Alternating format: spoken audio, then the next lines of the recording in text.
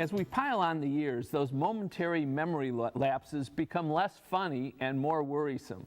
Our kids might tease us about having Alzheimer's, and we wonder, what if they're right? Sara Sobel is here to tell us when worrying is worth it and when it's not.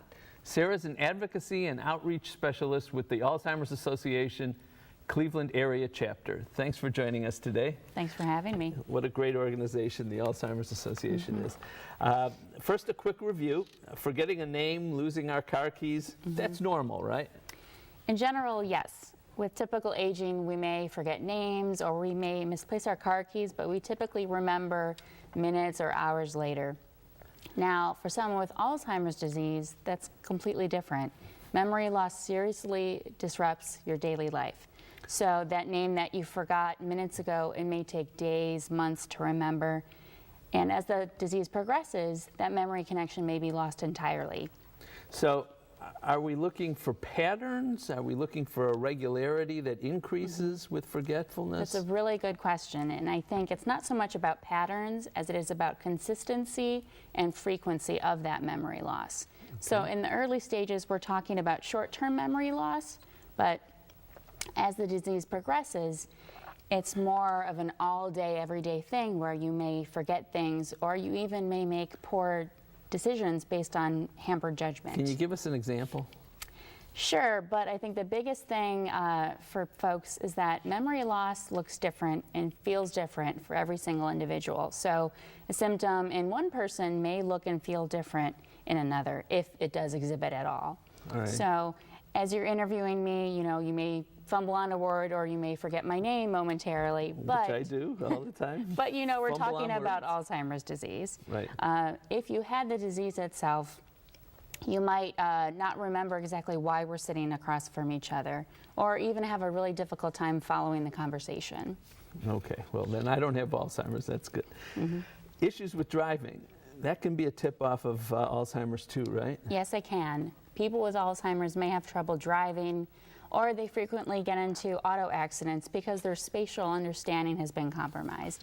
So they may also forget what they're supposed to do at a stop sign, or they may forget how to drive to a familiar place that they've been going to for years. So if we see this happening in ourselves or we see a loved one, what do we do? The first and most important thing to do is to talk with someone. If it is indeed Alzheimer's disease, the sooner you get support for it, the sooner you can get treatment that could slow the progress. Now, one of the things that we tell folks is to start recording what those changes may be so that when you go see your physician, the physician can assess whether those symptoms really are Alzheimer's disease or maybe something else. All right, the Alzheimer's Association, as I started at the beginning, is a great organization and it supports so many people, but there's ways that we can support the Alzheimer's Association. Tell us about that. Absolutely. Quickly. So one of the ways to support our 1-800 helpline and our other free services is by participating in our Walk to End Alzheimer's. This year we have 3 opportunities to do so. Okay. The first is in Avon on September 21st. The second one is in Kirtland on September 29th. And the last one is in downtown on October 13th. Very good. So. All right, and we're going to give a phone number and people can call and sign up? Absolutely, and this is our 24 hours a day, 7 days a week helpline. It's 1-800-272-3900, and our helpline staff will be more than happy to answer any questions about warning signs or to talk about the walk with you. Thank you, Sara. Appreciate that very much. Thank you. Even if you don't remember Sara's name, remember her when to worry guidelines about Alzheimer's, and remember to sign up for the walk to support the association's great work. For help with either, use the information, the phone coming up next. For more information, contact the Alzheimer's Association at 1-800-272-3900 or click to www.alz.org.